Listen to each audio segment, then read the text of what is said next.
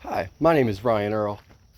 I just wanted to say thank you to everybody, and that's pretty tough for me to do because I'm a very independent person. I got my That's why you don't really. I remember when I worked this place at Ridgewood, I was taking boards down and cutting them all the time, measuring them and cutting them constantly, and I was checking everything. And I was putting on pallets, wrapping it myself, doing a lot of it myself, and I never really made a permanent position there after all the work I did going from another press to another press, basically loading a 300, 400 pieces of tile. I can't remember what it was now, man. Cutting pieces of rubber, making sure it was cut right, and then running over and then doing the boards on top of that. I was the only one doing the boards, and then going over doing the other press. And Johnny, who I actually really admire, he helped me out a hell of a lot. He actually told me, like, hey man, I talked to him because he didn't want me to leave and stuff like that. So that was one of the times I actually said thank you, and I meant it. And I want to say thank you to a lot of people out there who have liked my music and are, pushing me to 1,000 views and stuff like that. I'm actually, I'm not conceited or stuck up. I'm just a person that who lost a lot of things and gave a lot and has done a lot. I had to work a lot harder than I say some people. I think we all have this perception that another person's basically getting further than you and stuff like that, and you're working harder than them.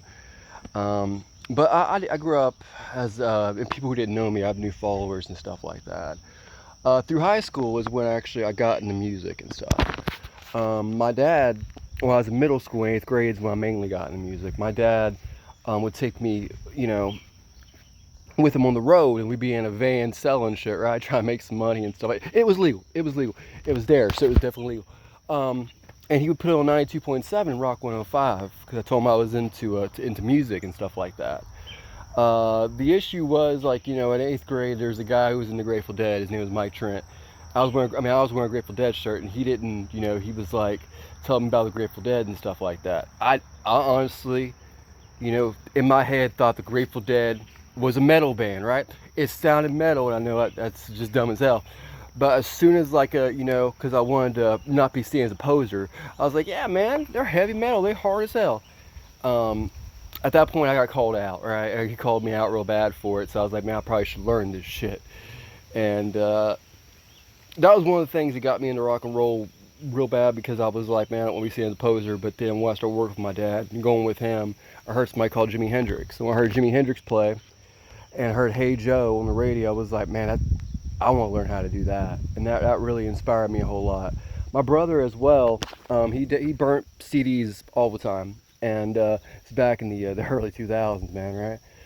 He burned a CD of had AC/DC on it. I also heard AC/DC going to Marshall games and stuff like that. I heard Highway to Hell and Thunderstruck. When I heard the rhythm of the guitar, man, it immediately just I was like, what is that? And he was like, I don't know, I think it's guitar or something. And that was another thing that got me into music. And then my mom actually getting sicker and sicker all the way through my high school years. It became more of an expression for me. To get a lot of the emotions out, because I never really treated it like an instrument. I took it everywhere I went and played constantly. And remember her telling me one time, son, you can only be the best that you want to be. There's someone out there who's always better than you. There's somebody practicing, we're practicing 3 hours, somebody's practicing 6 hours, and they're practicing 6, someone's practicing 12. It's like, you can never be the best, but you can be your best. And always remember, I'm damn proud of you. I remember saying that, and it really touched my heart a whole lot, honestly, man. But yeah, I didn't get very emotional because of things, in my life like that. I had to be strong, really, really fast and really quick. Was there something? Yeah, he's holding. What the fuck are you holding? Why? Why are you doing that?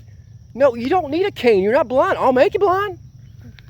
And this is Abby, and she's gonna run towards me. But I want to thank everybody so much. It means a hell of a lot to me. It's a walking pole. But why? Why do you need a? You could walk fine. I get tired. It's like the lazy puppy over there. You are literally 10 years old. You have more energy. Oh my God. But thank you all so much from the bottom of my heart. It means a lot to me. I know I have a lot of new followers, but yes, my mom passed away when I was about 19. She was dying all the way through high school. It was a hard time. I don't really talk about. But anyway, yeah, that's a little bit about me. And you know, this about my son and his amazing walking stick that he's probably gonna use to beat the dog with. Don't beat the dog with the walking stick, okay? Don't do it!